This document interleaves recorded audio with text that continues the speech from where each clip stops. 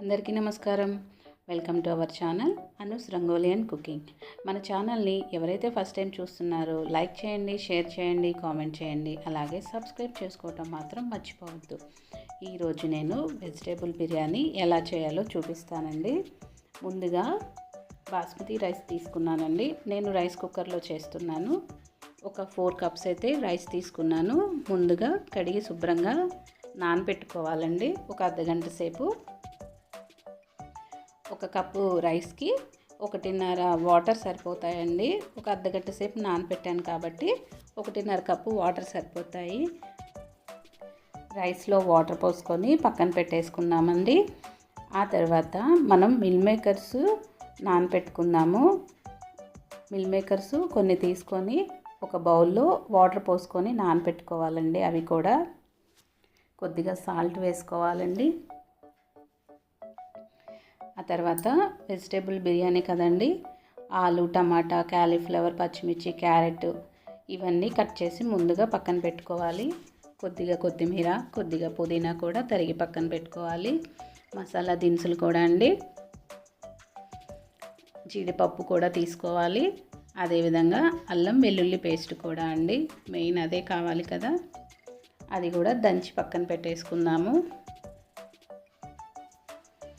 ఆ తర్వాత stove on చేసుకొని కళాయి పెట్టుకోవాలండి. కళాయిలో ఒక 5-6 గంటలు నూనె వేసుకోవాలండి, లేకపోతే నెయ్యి అయినా వేసుకోవచ్చు. నేనైతే నెయ్యి వేశాను. నెయ్యి వేడైన తర్వాత ఇప్పుడు మనం మసాలా దినుసులన్నీ వేసుకోవాలండి. అలాగే జీడిపప్పు కూడా వేసుకొని ఫ్రై చేసుకోవాలి.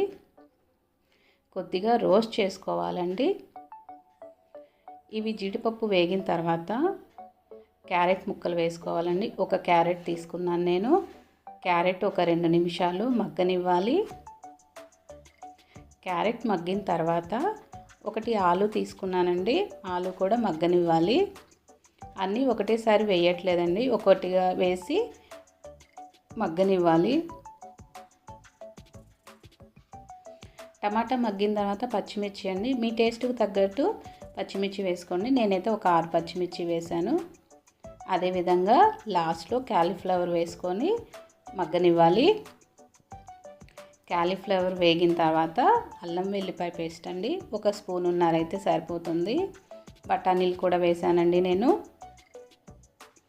అవన్నీ ఫ్రై అయిన తర్వాత ఇప్పుడు మిల్ మేకర్స్ నానబెట్టాం కదా, అవి కూడా వేసుకోవాలి. మిల్ మేకర్స్ వేసుకుంటే చాలా టేస్టీగా ఉంటుందండి. 2 నిమిషాలు అవి కూడా మగ్గనివ్వాలండి. పుదీనా, కొత్తిమీర కూడా వేసుకోవాలి. పుదీనా, కొత్తిమీర వేసుకున్న తర్వాత సాల్ట్ వేసుకోవాలండి. నేను కల్లుప్పు వేశాను, రుచికి సరిపడా సాల్ట్ వేసుకోండి. సాల్ట్ వేశాక ఒక 2 నిమిషాలు ఆగిన తర్వాత మనం స్టవ్ ఆఫ్ చేసుకుందామండి. కుక్కర్లో కదండి నేను వండేది. కుక్కర్లోకి మనం ఇప్పుడు ముందుగా నానబెట్టిన బాస్మతి రైస్ని తీసుకోవాలి. ఆ తర్వాత వేయించిన మసాలా మొత్తం ఆ కుక్కర్లో వేసుకోవాలి. 1కి 1.5 చొప్పున నీళ్లు తీసుకోవాలండి. 1 గ్లాస్ రైస్కి 1.5 కప్పు నీళ్లు తీసుకోవాలి. నేను ఒక అర్ధగంట ముందు బియ్యం నానబెట్టాను కాబట్టి 1.5 కప్పు అండి. అదే వెంటనే బియ్యం కడిగి వేసుకునేటట్టయితే 1కి 2 కప్పులు సరిపోతాయండి. ఇప్పుడు నేను 4 కప్పులు రైస్ తీసుకున్నాను కాబట్టి 6 కప్పులు వాటర్ సరిపోతాయండి. సాల్ట్ సరిపోయిందో లేదో ఒక్కసారి చెక్ చేసుకోండి. వాటర్ వేసుకున్న తర్వాత సాల్ట్ ఒకసారి చెక్ చేసుకొని వేసుకోవాలి. ఎవరి టేస్ట్కి తగ్గట్టు వాళ్ళు.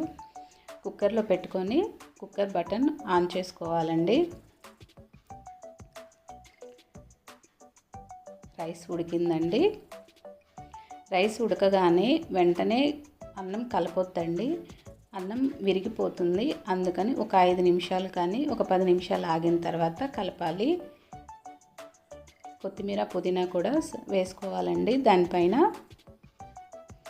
అన్నం కలుపుకుందామండి ఒక్కసారి. చూడండి, కరెక్ట్గా వాటర్ పోసుకుంటేనే అన్నం పొడి పొడిగా ఉంటుంది. కొన్ని ఎక్కువైనా కానీ మెత్తగా అయిపోతుందండి, అప్పుడు టేస్ట్ ఉండదు బిర్యానీ అనేది. వేడివేడిగా అండి వెజిటేబుల్ బిర్యానీ రెడీ అయింది.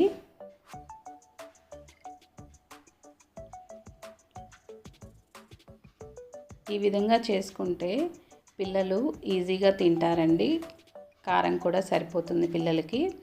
రైతా చేసుకుందామండి. ఒక బౌల్ తీసుకొని ఆ బౌల్లోకి పెరుగు తీసుకుందామండి.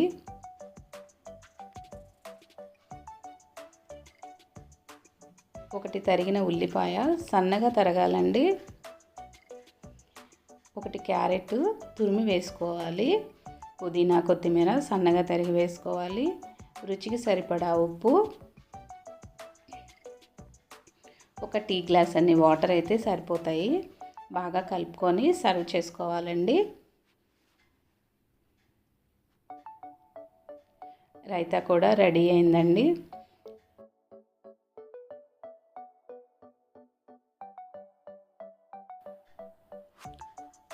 వెజిటేబుల్ బిర్యానీ రెడీ అయిందండి. చూడండి ఎలా పొడి పొడిగా ఉందో.